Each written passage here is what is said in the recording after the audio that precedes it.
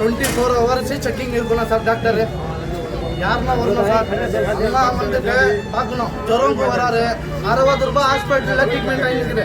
எங்கே police station பக்கத்தில் 60 ரூபாய் ஃபீஸ். இன்ஜெக்ஷன் போட்டுட்டு டேப்லெட் கொடுக்குறாங்க. அங்கே கம்மியாகுது ஜுரம். டேப்லெட்டுங்க இது கொடுத்து 60 ரூபாய் இன்ஜெக்ஷன். ஏன் இங்கே இல்லை கவர்மெண்ட் ஹாஸ்பிட்டலில் இல்லை? பச்சிக்கிட்டு எல்லாத்துக்கு டாಕ್ಟರ್ MBBS ಮಾಡಿದೀರಾ, ಡಾಕ್ಟರ್ ಆಗಿದ್ದೀರಾ, ಟ್ರೈನ್ ಆಗಿದ್ದೀರಾ, ನಿಮ್ ಕೈಯಲ್ಲಿ ಆಗಲ್ಲ ಅನ್ನೋ ಡೆಲಿವರಿನ ಈ ತಾಯಿ ಮಾಡಿದಾರಂತೆ. ಇದಕ್ಕೆ ಉದಾಹರಣೆ ಇಲ್ಲ ಐತೆ. ನೀವು ಮಾಡಿದ್ರಂತ ಕೆಲಸ ಇವ್ರು ಮಾಡ್ತಿದಾರೆ ಅಂದ್ರೆ ನೀವೇನ್ ಮಾಡ್ತಾ ಇದ್ದೀರಾ? ನೀವು ಯಾವತ್ತರೆಗೂ ಆ ಓಟ್ ಬಂದಾಗ ದುಡ್ಡು ತಗೊಂಡು ಓಟ್ ಹಾಕ್ತಿರೋ, ಆ ಓಟ್ ಬಂದಾಗ ದುಡ್ಡು ತಗೊಂಡು ಓಟ್ ಹಾಕ್ತಿರೋ ಅಂತ ಪರಿಸ್ಥಿತಿನ ನಾವು ನಿಲ್ಸೋವರೆಗೂ ಇದೇ ತರ ಪರಿಸ್ಥಿತಿ ನಮಗೆ ಬರ್ತದೆ.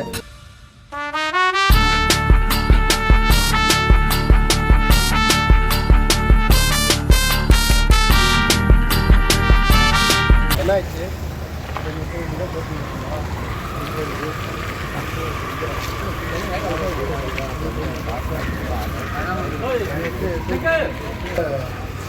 நம்ம பண்ணிட்டாங்க.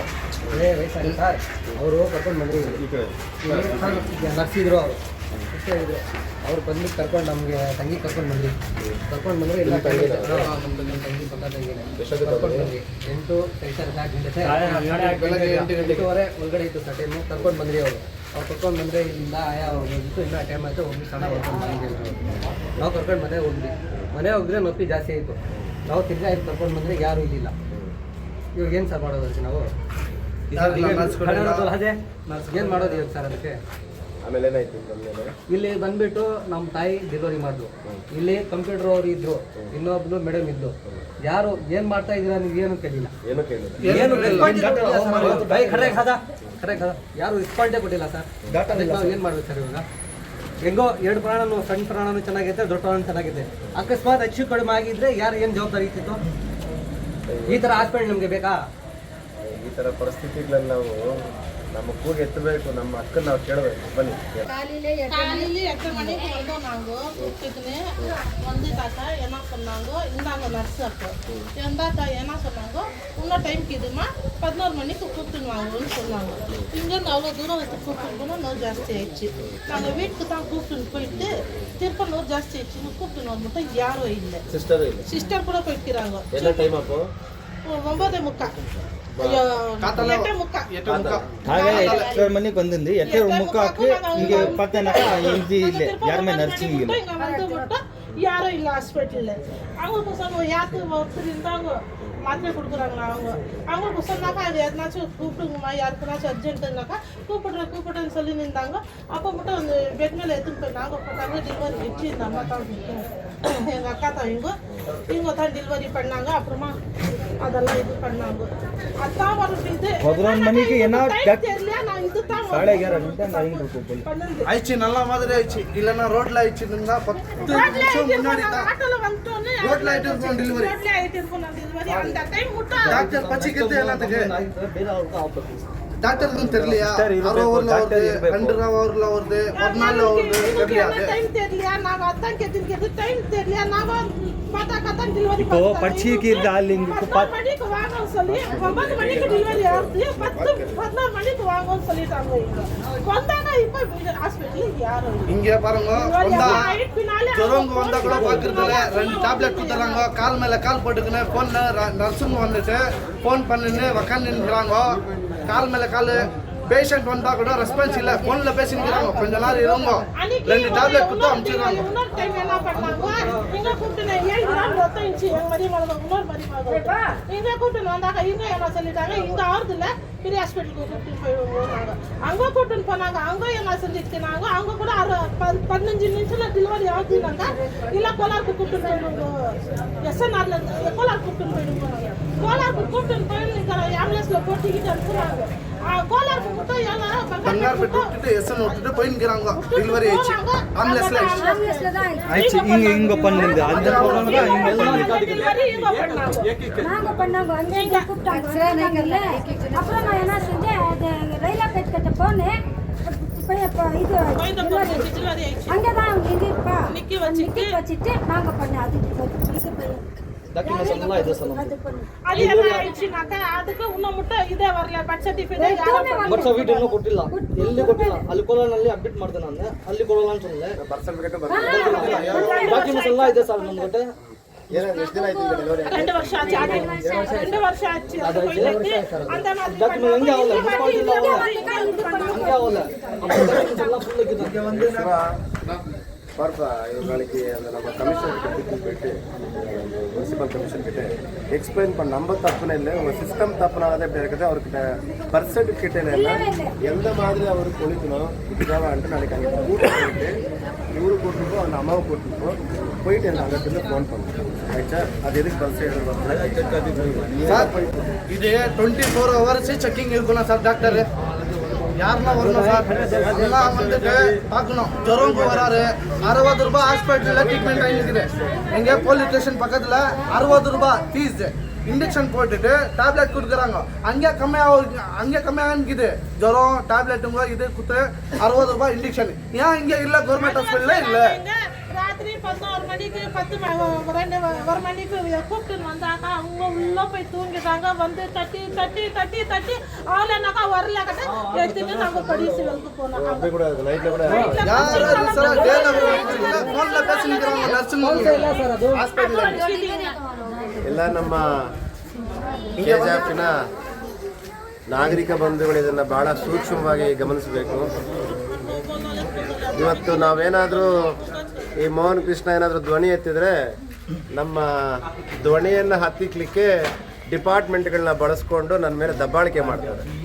ಇವತ್ತು ಶಾಸಕರಾದಂಥ ಮಾನ್ಯ ರೂಪಕಲಾ ಅವರೇ, ಈ ತಾಯಿ ಇಲ್ಲಿರೋಂಥ ಹೆಣ್ಣು ಮಕ್ಕಳಿಗೆ ಹೆರಿಗೆ ಆದರೆ ಕನಿಷ್ಠ ಪಕ್ಷ ಒಂದು ಟ್ರೀಟ್ಮೆಂಟ್ ಕೊಡಲಿಕ್ಕೆ ಒಬ್ಬ ನರ್ಸ್ ಕೂಡ ಇಲ್ಲಿ ಗತಿ ಇಲ್ಲ ಅಂತಂದರೆ ನೀವೆಂಥ ಆಡಳಿತವನ್ನು ನಡೆಸ್ತಾ ಇದ್ದೀರಾ ಅಂತೇಳಿ ನಾನು ನಿಮ್ಮನ್ನು ಕೇಳ್ತಾ ಇದ್ದೀನಿ. ನಾವು ಹಾಸ್ಪಿಟ್ಲ್ ಬಗ್ಗೆ ಧ್ವನಿ ಎತ್ತಿದ್ವಿ, ಇದೇ ರೀತಿ ಗುಟ್ಟಳ್ಳಿಯಲ್ಲಿ ಇದೇ ರೀತಿ ಆಯಿತು. ಆ ಗುಟ್ಟಳ್ಳಿ ಆದಾಗ ಸುಮಾರು 5,000 ಜನ KGF ಸೇರಿ ನಮ್ಮ ಒಂದು ನೋವನ್ನು ತೋಡ್ಕೊಂಡ್ರಿ. ಆದರೆ ನಮಗೆ ಕೊಟ್ಟಂಥ ಪ್ರತಿಫಲ ಮೊನ್ನೆ ತಾನೇ ನಮ್ಮ DHO ಶ್ರೀನಿವಾಸ್ ಅವ್ರಿಗೆ ಮಾತಾಡಿದಾಗ, ಇಲ್ಲ ಸರ್ ಡಾಕ್ಟ್ರದ್ದೇನೂ ತಪ್ಪಿಲ್ಲ, ನೆಗೆಟಿವ್ ರಿಪೋರ್ಟ್ ಬಂದೈತೆ, ಸೊ ಅದನ್ನು ಅವ್ರನ್ನ ಸಸ್ಪೆಂಡ್ ಮಾಡೋಕ್ಕಾಗಲ್ಲ ಅಂತ ಅವರೊಂದು ಕ್ಲೀನ್ ಚಿಟ್ ಕೊಟ್ಬಿಟ್ರು.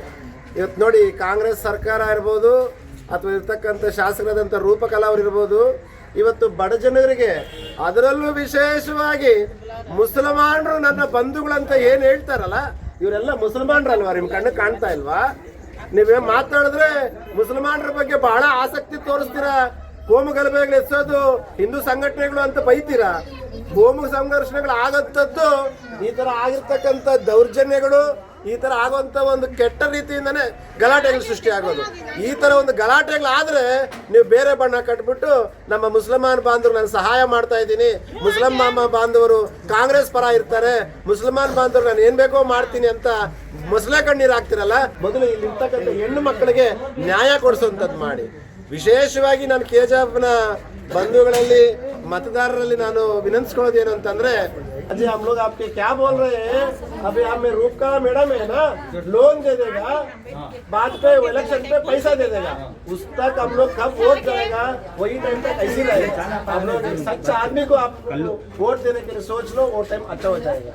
ಇವತ್ತು ನಮ್ಮ ತಾಯಿಮಾರ್ಗಳು KGF ತಾಯಿಮಾರ್ಗಳು ಪಾಕನು ಪಾರ ಅಮ್ಮ ಹಿಂಗೆ ಬಂದಿಟ್ಟು டெலிவரிக்கு வந்து 8:45 வந்தா டாக்டர் இல்லை, இன்னும் டைம் இருக்கு, வீட்டுக்கு போங்கன்றாங்க. பாவம் அந்த ஒரு தாய்மாருங்க அங்கே போனால் நோவு ஸ்டார்ட் ஆகிட்டா நீங்கள் வந்தால் உள்ளே இருக்கிறவங்க யாருமே ட்ரீட்மெண்ட் கொடுக்கறதுக்கே கதி இல்லை. இப்போ இந்த தாய்மார்களுக்கு எல்லாருக்குமே தெரிஞ்சிச்சு, ஒரு நல்லபடியாக டெலிவரி ஆயிடுச்சு, புள்ளியும் நல்லா இருக்குது, அம்மாவும் நல்லா இருக்குது. அந்த குட்டಳ್ಳಿ இன்சிடென்ட் இப்படி ஆயிட்டு இருந்தா, குட்டಳ್ಳಿனா நம்ம பங்காரு திருப்பதி இன்சிடென்ட் மாதிரி ஏதோ ஒன்று ಹೆಚ್ಚು கம்மி ஆயிட்டு இருந்தா அந்த புள்ளைக்கு யார் பார்க்குறாங்கோ அந்த அம்மாக்கு யார் பார்க்குறாங்க. நம்ம ரூபக்கா தாய்மார்க மாதிரி ஒரு பெண் மகள் மாதிரி பேசுகிறாங்கோ, நான் எல்லாருக்குமே நல்லா பண்ணுறேன்ட்டு.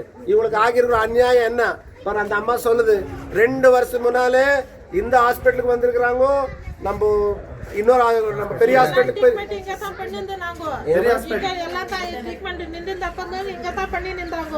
7 கிராம் ரத்தம் இருக்குதுன்னு கொஞ்சம் கம்மிந்தாக்கா 8 கிராம் இருந்தாக்கா கூட இங்க உள்ள வாங்குறது இல்ல, நர்ஸுங்களும் வாங்குறது இல்ல. ನೋಡಿ ಶಾಸಕರೇ ಮತ್ತೆ ಯಾರು ನಮ್ಮ ಕಾಂಗ್ರೆಸ್ನ ಮುಖಂಡರು ಅಥವಾ ನಮ್ಮ ಕೆಜೆಎಫ್ನ ಮುಖಂಡರುಗಳು ಅಥವಾ ನಮ್ಮ ಕೆಜೆಎಫ್ ನಾಗರಿಕರಿಗೋಸ್ಕರ ಹೋರಾಡಲಿಕ್ಕೆ ಮುಂದಿರ್ತಕ್ಕಂಥ ಎಲ್ಲ ಸಂಘಟನೆಗಳು ಇದನ್ನು ದಯವಿಟ್ಟು ನೋಡಿ. 7 ಗ್ರಾಮ್ ಅಂತಂದ್ರೆ ಹಿಮೋಗ್ಲೋಬಿನ್ ಏನಾದರೂ ಬಿಲೋ 8ಗಿಂತ ಕಮ್ಮಿ ಇತ್ತು ಅಂತಂದ್ರೆ, ಹಿಮೋಗ್ಲೋಬಿನ್ ಅಂತಂದ್ರೆ ನಮ್ಮ ಕನ್ನಡದಲ್ಲಿ ರಕ್ತಾಂಶ, ಆ ರಕ್ತಾಂಶ ಏನಾದರೂ 8ಗಿಂತ ಕಮ್ಮಿ ಇತ್ತಂದ್ರೆ ಇಲ್ಲಿ ಹಾಸ್ಪಿಟ್ಲ್ ತಗೊಳಲ್ವಂತೆ. ಇಲ್ಲಿಂದ ಮಕ್ಕಳು ಮತ್ತೆ ಮಹಿಳಾ ಹಾಸ್ಪಿಟ್ಲ್ಗೆ ಹೋದ್ರೆ ಅಲ್ಲೂ ಹಿಮೋಗ್ಲೋಬಿನ್ ಕರೆಕ್ಟ್ ಆಗಿದ್ರೆ ಮಾತ್ರನೇ ಅಡ್ಮಿಟ್ ಮಾಡ್ಕೊಳ್ಳೋದಂತಂದ್ರೆ. ನನ್ನ ಪ್ರಶ್ನೆ, ಇವತ್ತು ಕಮ್ಮಿ ಇರ್ತಕ್ಕಂಥ ಹೆಣ್ಣು ಮಕ್ಕಳನ್ನ ತಾಯಂದಿರನ್ನ ಟ್ರೀಟ್ಮೆಂಟ್ ಕೊಡುವಂಥ ಕೆಲಸ ಯಾರ್ದು? ಇಲ್ಲಿರ್ತಕ್ಕಂಥ ಸರ್ಕಾರಕ್ಕೆ ಜವಾಬ್ದಾರಿ ಇಲ್ವಾ ಅಥವಾ ಇಲ್ಲಿರ್ತಕ್ಕಂಥ MLA ಅವರಿಗೆ ಜವಾಬ್ದಾರಿ ಇಲ್ವಾ ಅಂತ ನಾನು ನೇರವಾಗಿ ಪ್ರಶ್ನೆ ಮಾಡ್ತಾ ಇದ್ದೀನಿ. ದಯಮಾಡಿ ಎಲ್ಲರೂ ಯೋಚನೆ ಮಾಡಬೇಕು. ಕೇವಲ ಒಬ್ಬ ಮೋಹನ್ ಕೃಷ್ಣ ಹೋರಾಟ ಮಾಡಿ, ಕೇವಲ ಮೋಹನ್ ಕೃಷ್ಣ ಸಂಘಟಕರು ಹೋರಾಟ ಮಾಡಿದ್ರೆ ಇಂಥ ತಾಯಂದ್ರಿಗೆ ನ್ಯಾಯ ಸಿಗಲ್ಲ. ನಾವೆಲ್ಲ ಎದ್ದು ಆಚೆ ಬರಬೇಕು, ಪಕ್ಷ ಭೇದ ಮರಿಬೇಕು, ಎಲ್ಲರೂ ಒಟ್ಟಾಗಿ ಬಂದು ನಾವು ಈ ಒಂದು ದುರಾಡಳಿತ ಅಂತಲೇ ಹೇಳಿದ್ರೆ ತಪ್ಪಾಗಲಾರ್ದು, ಅಥವಾ ಇಲ್ಲಿ ನಡೀತಕ್ಕಂಥ ದೌರ್ಜನ್ಯ ಅಂತ ತಪ್ಪಾಗಲಾರ್ದು. ನಾವೆಲ್ಲರೂ ಒಂದಾಗಿ ಹೋರಾಡೋಂಥ ಒಂದು ಸಮಯ ಹತ್ರಕ್ಕೆ ಬಂದಿದೆ. ನೋಡಿ, ಆ ತಾಯಿ ಹೇಳ್ತಾ ಇದ್ದಾರೆ, ಇಲ್ಲಿ ಬಂದು ರಾತ್ರಿಯಲ್ಲಿ ಪೇಷಂಟ್ ಕರ್ಕೊಂಡು ಬಂದ್ರು ಸಹ ಅವ್ರನ್ನ ನಿದ್ದೆಯಿಂದ ಎಬ್ಬಿಸಬೇಕು ಅಂದ್ರೆ ಅವರು ಮೀನ್ಸ್ ಇಲ್ಲಿರ್ತಕ್ಕಂಥವ್ರು. ಮತ್ತೆ ನಾನು ಅಧಿಕಾರಿಗಳಲ್ಲಿ ಸ್ಪಷ್ಟನೆ ಹೇಳ್ತಾ ಇದ್ದೀನಿ, ನಾನು ಎಲ್ಲರ ಅಧಿಕಾರಿಗಳ ವಿರುದ್ಧ ಮಾತಾಡ್ತಾ ಇಲ್ಲ. ನನ್ನ ತಾಯಂದಿರಿಗೆ, ನನ್ನ ಅಕ್ಕಂದಿರಿಗೆ, ನನ್ನ ಕೆಜೆಎಫ್ನ ತಾಯಂದಿರಿಗೆ ಅಕ್ಕಂದಿರಿಗೆ ಯಾರು ಟ್ರೀಟ್ಮೆಂಟ್ ಕೊಡದೆ ಅವರನ್ನು ಸತಾಯಿಸ್ತಾರೆ ಅವ್ರನ್ನ ಮಾತ್ರ ಮಾತಾಡ್ತಾ ಇದ್ದೀನಿ. ನಾನು ಈ ಮಾತು ಯಾಕೆ ಹೇಳ್ತೀನಿ ಅಂತಂದ್ರೆ, ಹೋದ್ಸಲ ನಾನು ಒಂದು ಒಳ್ಳೆ ಹೋರಾಟ ಮಾಡಬೇಕು, ನನ್ನ ಜನರಿಗೆ ಒಳ್ಳೇದಾಗಬೇಕಂತೇಳಿ ಮಾಡಿಸಿದ್ರೆ ನನ್ನ ಮೇಲೆ FIR ಬುಕ್ ಮಾಡಬೇಕು ಅಂತೀರಾ, ನನ್ನ ಎದ್ದು ಒಳಗಡೆಗೆ ಹಾಕಬೇಕು ಅಂತೀರಾ, ನನ್ನ ಮಟ್ಟ ಹಾಕಬೇಕು ಅಂತ ನೋಡ್ತೀರಾ. ಮೇಲೆ ದೇವ್ರು ಅನ್ನೋದಿದ್ದಾನೆ, ನಿನ್ನ ತಾಯಿಯಂದ್ರೆ ಆಶೀರ್ವಾದ ಇರೋವರೆಗೂ ನಾನು ಯಾರು ಏನೂ ಮಾಡ್ಲಿಕ್ಕಾಗಲ್ಲ. ಇವತ್ತಾದ್ರೂ ನಾನು ಕೈ ಎತ್ತಿ ಬೇಡ್ಕೊಳ್ತಾ ಇದ್ದೀನಿ, ಮಾನ್ಯ DHO ಶ್ರೀನಿವಾಸ್ ಅವರೇ, ಈ ವಿಡಿಯೋನ ಅವ್ರಿಗೆ ತಲುಪೋವರೆಗೂ ಶೇರ್ ಮಾಡಬೇಕು ಅಂತೇಳಿ ನಾನು ಕೇಳ್ಕೊಳ್ತಾ ಇದ್ದೀನಿ. ನೀವು ಅನ್ಕೊಂಡಿರೋ ಥರ ಇಲ್ಲಿ ಮೆಡಿಕಲ್ ಸಿಸ್ಟಮ್ ಇಲ್ಲ. ನೀವು ಖುದ್ದಾಗಿ ಬಂದು ಹಾಜರಿತಿ ನೋಡಿ ಗೊತ್ತಾಗುತ್ತೆ ಈ ಹೆಣ್ಣು ಮಕ್ಕಳಿಗೆ ನ್ಯಾಯ, ಈ ಹೆಣ್ಣು ಮಕ್ಕಳಿಗೆ ಆಗಿರ್ತಕ್ಕಂಥ ಅನ್ಯಾಯ ಅಥವಾ ಈ ಹೆಣ್ಣು ಮಕ್ಕಳಿಗೆ ಆಗಿರೋಂಥ ಪಾಪದ ಒಂದು ಕೊಡವನ್ನ ನೀವು ಯಾವತ್ತೋ ಒಂದು ಬರೆಸ್ತೀರಾ. ನಮ್ಮ ರೂಪಕವರು ಸ್ಪಷ್ಟವಾಗಿ ಹೇಳ್ತಾ ಇದ್ದೀನಿ, ನೀವು ಒಬ್ಬ ಹೆಣ್ಣು ಮಗು ಆಗಿ ಈ ಹೆಣ್ಣು ಮಕ್ಕಳ ತಾಯಿಯ ಒಂದು ನೋವನ್ನ, ಈ ಹೆಣ್ಣು ಮಕ್ಕಳ ಆ ತಾಯಿತನವನ್ನು ತಾವು ಅರ್ಥ ಮಾಡ್ಕೊಂಡಿಲ್ಲ ಅಂದ್ರೆ ಆ ಶಾಪ ನಿಮಗೂ ತಟ್ಟತ್ತೆ ಅಂತ ಹೇಳ್ತಿದ್ದೀನಿ. ಕೆಜೆಎಫ್ ಬಂಧುಗಳಲ್ಲಿ ಮತ್ತೆ ನಾನು ಮನವಿ ಮಾಡ್ಕೊಳ್ತಾ ಇದ್ದೀನಿ, ಮೋಹನ್ ಕೃಷ್ಣ ಯಾವತ್ತವರೆಗೂ ಇರ್ತಾನೆ ಅವತ್ತವರೆಗೂ ನಾನು ನಿರಂತರವಾದ ಹೋರಾಟಗಳು ಮಾಡ್ತಾ ಇರ್ತೀನಿ. ನನ್ನ ತಾಯಿದ್ರೆ ನ್ಯಾಯ ಸಿಕ್ಕವ್ರಿಗೆ ಹೋರಾಡ್ತಾ ಇರ್ತೀನಿ. ಇದನ್ನ ನಾನು ಮೇಲ್ ಅಧಿಕಾರಿಗಳಿಗೆ ಕೇಳ್ತೀನಿ ಇಲ್ಲೇನಾಗೈತೆ ಅಂತ. ಬಟ್ ಅವ್ರು ಕೊಡೋದು ಒಂದೇ ಉತ್ತರ, ನಮ್ಮ ಸ್ಟಾಫ್ ಇದ್ದಾರೆ, ಎಲ್ಲರೂ ಇದ್ದಾರೆ, ನಾವು ಟ್ರೀಟ್ಮೆಂಟ್ ಕೊಟ್ಟಿದ್ದೀರಿ ಅಂತ. ಇವತ್ತು ನಾವೇ ಕೆಜೆಎಫ್ನ ಜನತೆ ಯೋಚನೆ ಮಾಡಬೇಕು. ಈ ಥರ ಬೇಪಕರಿ ಆನ್ಸರ್ಗಳು ಕೊಡೋಂಥವ್ರಿಗೆ, ಬೇಜವಾಬ್ದಾರಿ ಆನ್ಸರ್ ಕೊಡೋಂಥವ್ರಿಗೆ ನಾವು ಯಾವ ರೀತಿ ಪಾಠ ಕಲಿಸ್ಬೇಕು ಅನ್ನೋದನ್ನ ನೀವು ಯೋಚನೆ ಮಾಡಬೇಕು. ಈ ತಾಯಿಗೆ ಆಗಿರೋ ನೋವಿಗೆ ನಾನು ನಿಜವಾಗ್ಲೂ ವಿಷಾದಿಸ್ತಿದ್ದೀನಿ. ನಮ್ಮ ಸಹೋದರರಾದಂಥವ್ರು ಹೇಳ್ತಾ ಇರ್ತಕ್ಕಂಥದ್ದು ಏನು ಅಂದರೆ, ನನ್ನ ಮಗುನೂ ಚೆನ್ನಾಗೈತೆ, ನನ್ನ ಹೆಣ್ಮಗುನೂ ಚೆನ್ನಾಗೈತೆ, ಆ ಹೆಣ್ಣು ಮಗುಗೆ ಏನಾದರೂ ಆಗಿದ್ರೆ, ಆ ಬುಟ್ಟೆಳ್ಳಿಯಲ್ಲಿ ಆದಂಗೆ ಆಗಿದ್ದಿದ್ರೆ ಯಾರು ಹೊಣೆ? ರೂಪ ಅವ್ರು ನಮ್ಮ ಪ್ರಾಣ ತಂದುಕೊಡ್ತಾ ಇದ್ರಾ? ರೂಪ ಅವ್ರು ಇದಕ್ಕೆ ಏನಾದರೂ ಪರಿಹಾರ ಕೊಡ್ಲಿಕ್ಕೆ ಆಗ್ತಾ ಇತ್ತ ಅಂತ ಅವ್ರು ನೋವು ಹೇಳ್ತಾ ಇದ್ದಾರೆ. ಸರ್, ನಾವು ನಿಮ್ಮ ಜೊತೆಗಿರ್ತೀರಿ, ಯಾವತ್ತು ಅನ್ಯಾಯ ಆಗುತ್ತಾ ಅಲ್ಲಿ ಬಂದು ನಾವು ನಿಲ್ತೀರಿ, ನಿಮ್ಮ ಪರವಾಗಿ ನಾವು ಸದಾ ಇರ್ತೀರಿ. ನನ್ನ ಮೇಲೆ ಎಷ್ಟೇ ಕೇಸ್ಗಳು ಹಾಕ್ಕೊಂಡ್ರು ನಾನು ಜೊತೆ ಇರ್ತೀನಿ. ಒಳಗಡೆ ಬಂದು ನೋಡೋಣ.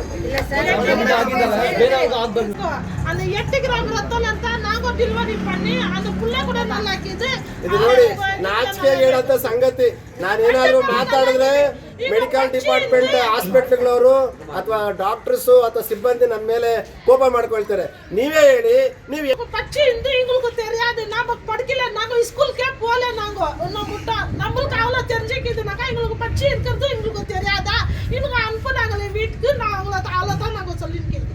அனுப்பாத எங்க டெலிவரி பார்த்துக்காக ஆகுதில்ல, அவ்வளோ அர்ಜೆಂಟ್ ಆಗ್ಬಿಟ್ಟು ನಾವು ಹೋಯ್ತಾ ಹಾಸ್ಪಿಟ್ಲಲ್ಲಿ ಹೆರಿಗೆ ಮಾಡ್ತಕ್ಕಂಥ ಸಮಯದಲ್ಲಿ ಕರ್ಕೊಂಡು ಬಂದಾಗ ಒಂದು 10 ನಿಮಿಷ ಬಿಟ್ಕೊಂಡು ಬನ್ನಿ ಅಂತೇಳಿ ಆಚೆ ಕಳಿಸಿದ್ರು.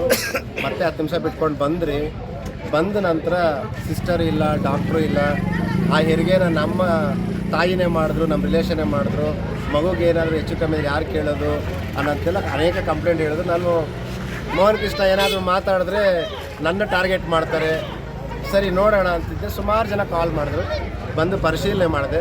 ಪರಿಶೀಲನೆ ಮಾಡಿದ ನಂತರ ನನಗೆ ಗೊತ್ತುಪಟ್ಟಿದ್ದು ಇವ್ರು ಹೇಳ್ತಕ್ಕಂಥದ್ದು, ಅವ್ರು ಒಪ್ಕೊಂಡಿದ್ರು. ಹೌದು, ಆ ಟೈಮಲ್ಲಿ ಸಿಸ್ಟರ್ ಎಲ್ಲೋ ಆಚೆ ಹೋಗಿದ್ದಾರೆ, ತಪ್ಪಾಗೈತೆ, ಸತ್ತಿದ್ಕೊಳ್ತೀವಿ ಅಂತ ಹೇಳಿದ್ದಾರೆ. ಸೊ ಅವರು ಹೇಳ್ತಾ ಇದ್ದಾರೆ ನಮ್ಮ ಡಿಪಾರ್ಟ್ಮೆಂಟ್ಗೆ ಒಂದು ಅವಕಾಶವನ್ನು ಕೊಟ್ಕೊಡಿ, ಮುಂದಿನ ತಿಂಗಳಲ್ಲಿ ಸರಿಪಡಿಸ್ಕೊಡಿ ಅಂತ ಹೇಳಿದ್ದಾರೆ. ಸೊ ನಾವು ಇದ್ರ ಬಗ್ಗೆ ಜಾಸ್ತಿ ಮಾತ್ರ ನಾವು ಕೇಳೋದು ಇಷ್ಟೇ ಸರ್. ನಿಮ್ಮ ಆಯ್ತು ಸರ್, ನೋಡಿ ಒಂದು ಪ್ರಾಣ ಹೋದರೆ ಮತ್ತೆ ಉಳಿಸ್ಲಿಕ್ಕೆ ಆಗಲ್ಲ. ಖಂಡಿತ ಈಗ ಗುಟ್ಟಳ್ಳಿಯಲ್ಲಿ ಇದೇ ಥರ ಹೋಯ್ತು, ಕ್ಲೀನ್ ಚಿಟ್ ಕೊಟ್ಬಿಟ್ರಿ, ಕೊಲೆಗಾರನ ರಕ್ಷಣೆ ಮಾಡಿದ್ದೀರಿ ಅಂತ ನಾನು ಹೇಳ್ತೀನಿ. ಮುಂದಿನ ದಿನಗಳು ಈ ಥರ ಆಗ್ತಿರೋದು ನಾನು KGF ಜನತೆ ಪರವಾಗಿ ನಿಮ್ಮನ್ನು ಕೇಳ್ಕೊಳ್ತಾ ಇದ್ದೀನಿ. ಸಿಸ್ಟರ್ ಅನ್ನೋರು ಪ್ರತಿದಿನ ಇರಬೇಕಿತ್ತು. ಯಾವುದೇ ರೀತಿಯಾದಂಥ ಒಂದು ಸಂದೇಶಗಳು ಬರ್ತಿತ್ತು. ನೀವೇ ನೋಡಿದ್ರಿ, ಯಾರ್ಯಾರೋ ಏನೇನೋ ಆರೋಪ ಮಾಡ್ತಿದ್ದಾರೆ. ಆ ಆರೋಪಗಳಿಗೆಲ್ಲ ನಿಜನ ಸುಳ್ಳ ಭಗವಂತನ ಅದು ಹೇಳಿದ್ರಲ್ಲ, ಮುಂದಿನ ದಿನಗಳಲ್ಲಿ ಇದೆಲ್ಲ ಆಗ್ದಿರ ಅಂತ ಖಂಡಿತವಾಗ್ಬೇಕು.